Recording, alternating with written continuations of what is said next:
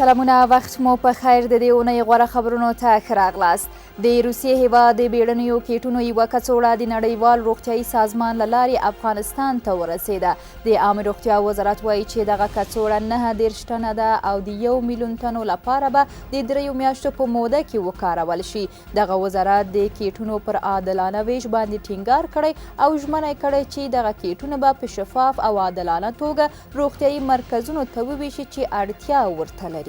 ننګرهار کې د هیواد په کچه د کبانو د دانې د تولید کارخونه پرانیستل شوه. ځایي چارواکي وایي دغه کارخونه د 1 میلیون او 100 زره امریکایي ډالرو په پانګونې سره جوړه شوې چې په یوه ساعت کې د 60 ټنه دانې د تولید ظرفیت لري. د ننګرهار د کرنې اوبو لګولو او مالدارۍ رئیس انعام الله صافي ویل چې هر کال هیواد ته د 120 میلیونه امریکایي ډالرو په ارزښت شاوخوا 1000 ټنه کبان واردېږي چې د دا ډول فابریکو په فعالېدو سره به وطني تولیدات زیات شي. پکتیکا کې د پلتو اوبو زیرمه کولو بند د جیو ټکنیکل 11 تحقیقاتي څاګانو د کیندلو چارې بشپړې او سمپلونه یې د څېړنې په موخه لابراتوار ته ولېږدول شول چې تر څېړنې وروسته به یې رغنیزې چارې ډېر ژر پیل شي.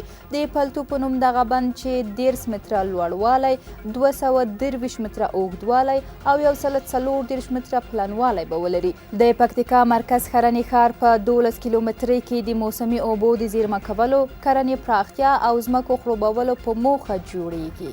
په سمنګان ولایت کې د آسیا آباد کانال د بیارغونې چارې بشپړ شوې. دا پروژه د اوبو چارو د تنظیم ملي ادارې لخوا د سویم دفتر په مالي مرسته د ځمکې سر اوبو مدیریت او زراعتي ځمکو خړوبونې په موخه د حضرت سلطان ولسوالۍ په آسیا آباد کلي کې تطبیق شوه.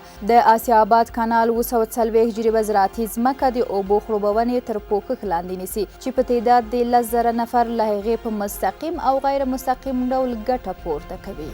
په هرات کې د زرنج موټر سایکل د تولید او بسته‌بندۍ فابریکې خپله پانګونه 14 میلیونه افغانیو ته لوړه کړې ده.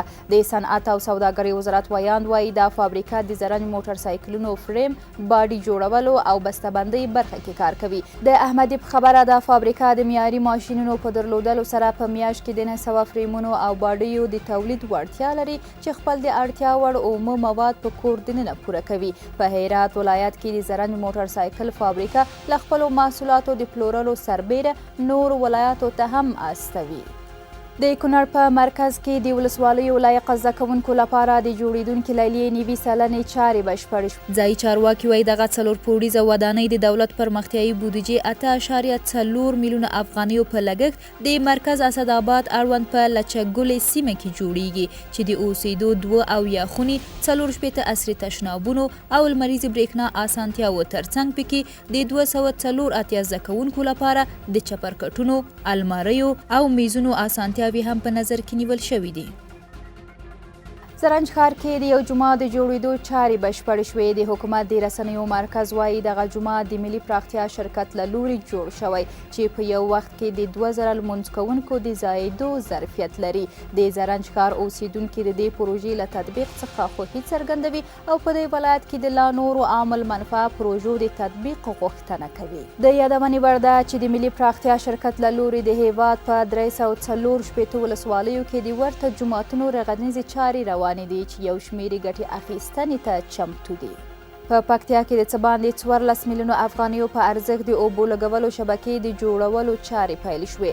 د کرنې اوبو لګولو او مالدارۍ وزارت ویاند اکبر رستمي وایي چې دغه پروژه د کرنې او خوړو خوندیتوب بیړنۍ پروژې EATS لخوا د پکتیا مرکز ګردیز کې پلي کیږي. د رستمي په خبره د اوبو لګولو دغه شبکه به د 1 کال په موده کې بشپړه شي چې په جوړېدو سره به 1000 جریبه کرنیزه ځمکه خړوبه کړي.